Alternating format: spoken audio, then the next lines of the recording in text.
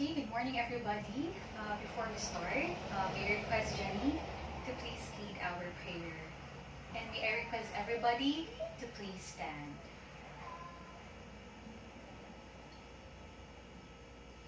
Amen. Okay, so good morning everyone. Today we're going to have another lesson. But before that, I'm going to check your attendance first. So if you are around, please say present. Okay? Adala, Alvarez, Versumo, Clarete, Tortosa, Villavicencio. Okay, very good. So everybody is present this morning. Okay, before we start our new lesson for today, anybody from the class who would like to give a short recap of our discussion last meeting? Yes? Mm-hmm. Okay, thank you. Anybody else? Yes? Okay, thank you. So last meeting, we had an introduction to our course in the understanding of culture, society, and politics. And I also emphasized, I introduced to you the different disciplines in social sciences and what each social science discipline focuses on.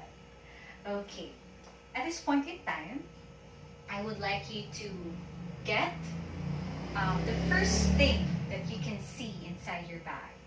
Okay, so I would like you to get that first thing, okay, and then put them at the top of your desk. Okay, so I'm only giving you a minute to do so. Okay, your time starts now.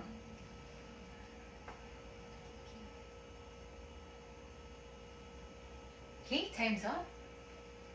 Okay, let me see what you have there. I can see somebody took his laptop. Okay, what else? Cell phone, tablet gadgets, notebooks, books, ball pen, umbrella, calculator, chocolate, wow, lunchbox. Okay. Now, what do you think is the reason why I ask you to take those things out? How does it relate to our lesson this morning? Anybody? Yes? Those things are important to you. Okay, what else? Yes. Those things are useful. What else? Okay, very good. All those things that you have at the top of your desk has something to do with culture. Okay, culture. Now what is culture then? Okay, so before that, let us try to take a look of your objectives, the lesson objectives.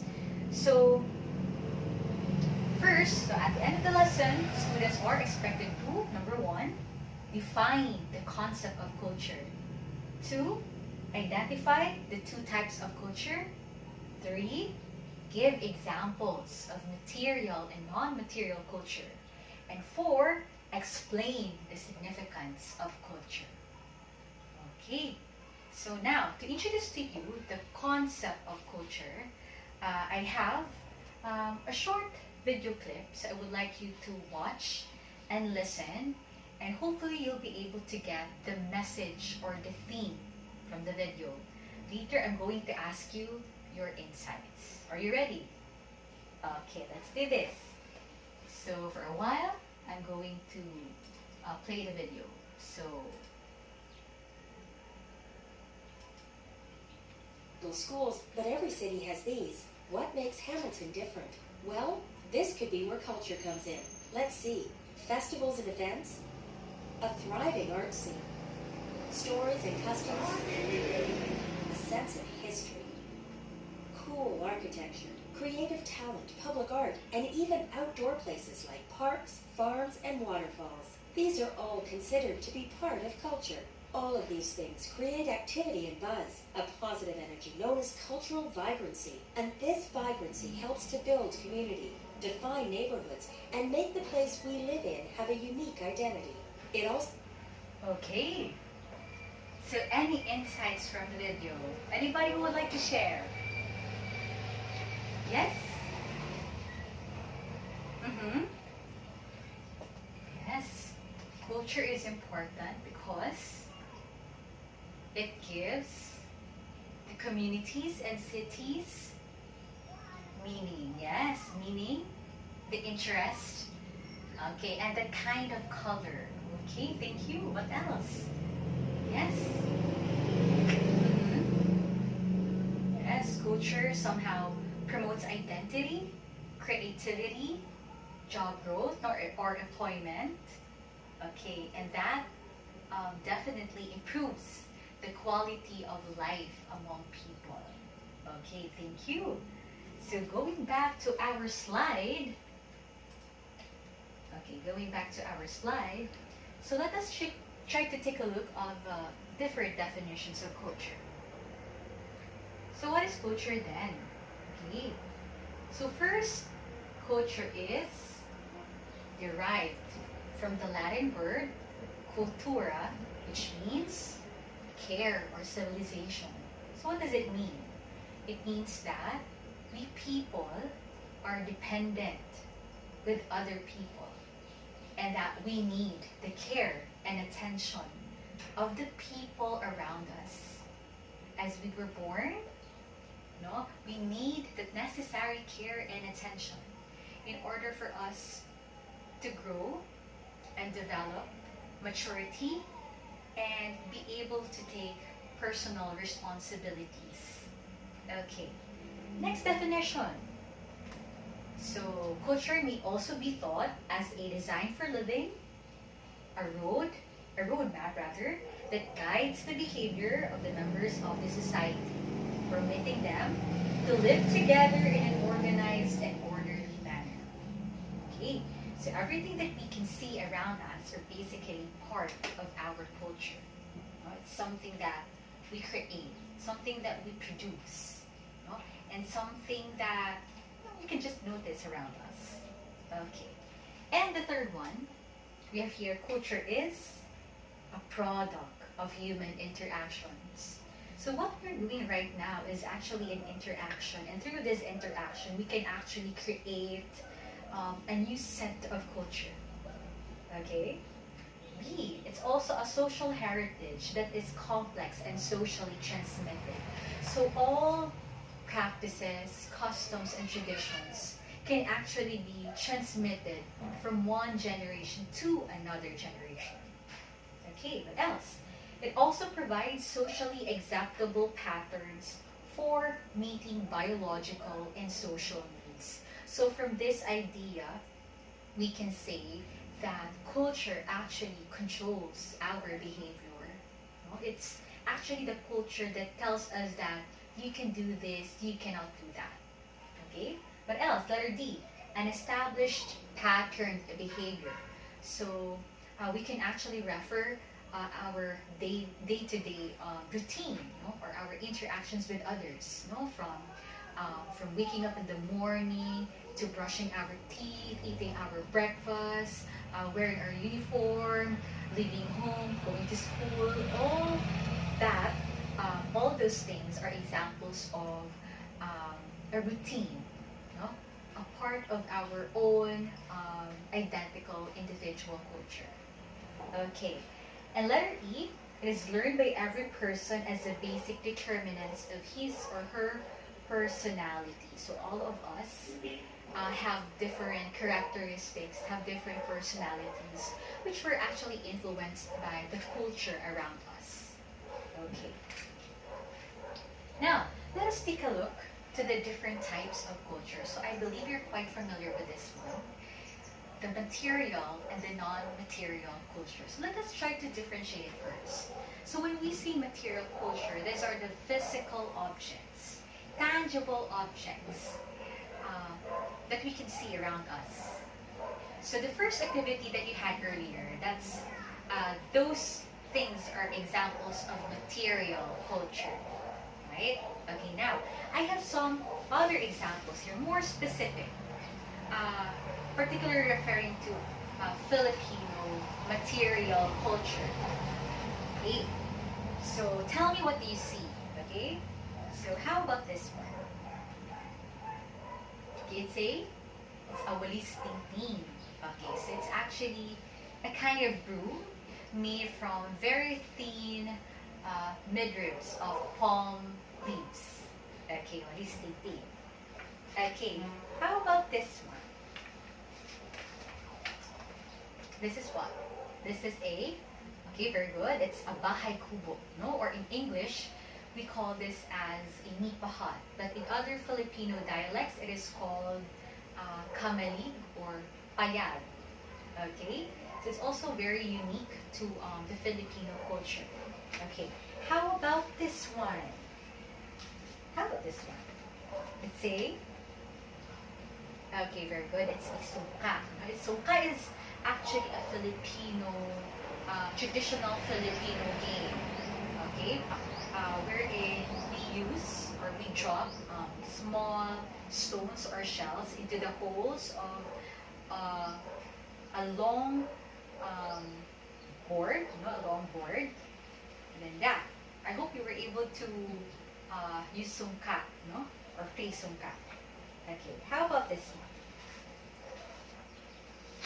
This one, what is this? It's of course, you're all familiar with this one. It's a jeepney, which is one of the mode of transportations here in the Philippines. And personally, I really enjoy riding on jeepneys. I hope you do. Okay, and the last picture, what is this? Okay, it's a banig. Okay, a banig is actually a woven mat, wherein that is made of dried seagrass leaves, which is usually used for sleeping or sitting. And it's quite unique in most Southeast Asian countries, particularly the Philippines. Okay. So now, let's go to the non-material cultures. Again, non-material culture, these are the abstract human creations. Okay. So they're actually intangible. We cannot touch. Okay, we cannot touch, or we cannot actually see them. Okay, can you give me an example? Okay, yes. Okay, very good. What else? Okay, yes. Okay, very good. So you're all right, no? So we have here the language, for example, ideas, knowledge, politics, policies. Okay, those are examples of non-material culture. Now, can you give me a more specific examples referring to Filipino non-material culture? Okay, yes? Okay, saying po and opo. What else? Pagmamano, yes? Filipino time, okay, what else? Value of hospitality, okay, very good. What else? The traditional na panghaharana, okay. Very good. So those are examples of non-material culture. Okay.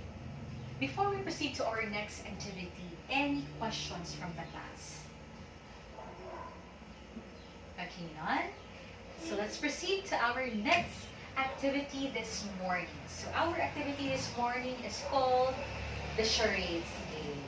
Okay. For those who are not familiar with the game, Charades Game is actually a guessing game. Okay, it's a guessing game wherein one member from the group will act out the words and the rest of the members will actually guess the word. Okay?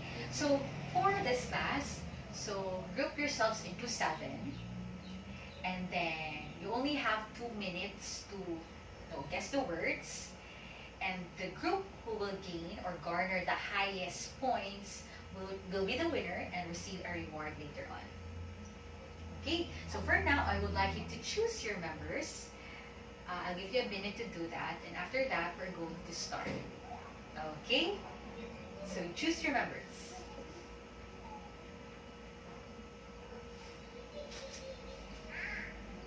Okay, time's up. Okay. So group 1 will stay here. Group 2, group 3, group 4, and group 5. So we'll start with group 1. And then next group, next group, next group. Okay, let's start. Group 1. So you can pick there the list of words that you're going to add and you're going to guess. Okay. Group 1, you may now start. Okay, thank you, group 1. Group 2, yes, your turn. Let's have group 3. Yes, go group 3. That's fun. Okay.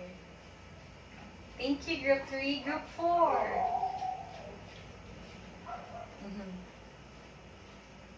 Okay, thank you so much, group 4. And last but not the least, group 5.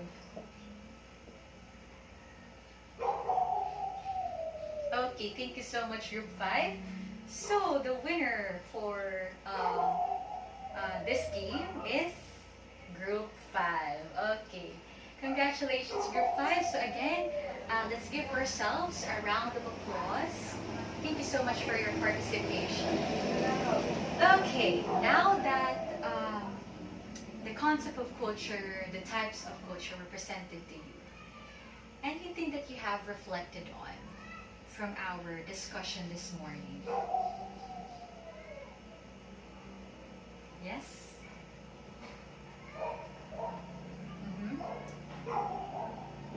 Yes. Culture is absolutely important because it actually guides us. It guides our daily activities, what we should do and what we should not do. Right. Thank you. Yes, anything else to add? Yes. Yes. Culture is definitely dynamic, so it really changes from time to time. And the culture years ago might not be acceptable today, right? Or our culture today might not be acceptable in the future. Okay, thank you. Can we have last one? Yes. Yes. Culture serves as a control to our daily activities. No? It tells us the things that are moral, the values that are good, and it also tells us what are the things that we need to avoid. Okay. Just to sum it up from all the things that you have said, culture is absolutely important. It actually serves a glue that holds the society together. And it is something that we either consciously or unconsciously create, or intentionally or unintentionally create. Okay. Do you have any questions? Now I would like to leave you with this quote from Mahatma Gandhi. According to him, a nation's culture resides in the hearts and in the soul of the people. So I would like you to ponder on this quote. Okay? And lastly, from Cesar Chavez, he said, preservation of one's own culture does not require contempt or disrespect for other cultures. Okay, so these are actually good words from these people. So now, I would like to give you a short quiz, an essay quiz, just to assess your learning this morning. So I would like you to get a sheet of intermediate paper, write your name and the date for today, and I'm going to read you the questions. So you will have 10 minutes to answer this, and after 10 minutes, you are going to pass your papers in front. Okay. So instructions: provide a brief and concise answer to the following questions. So 1, define culture in your own words. 2, distinguish material culture from non-material culture. 3, give examples of material and non-material culture. And 4th, is culture important to us? Why or why not? Okay, so you just give me short answers. You may now start.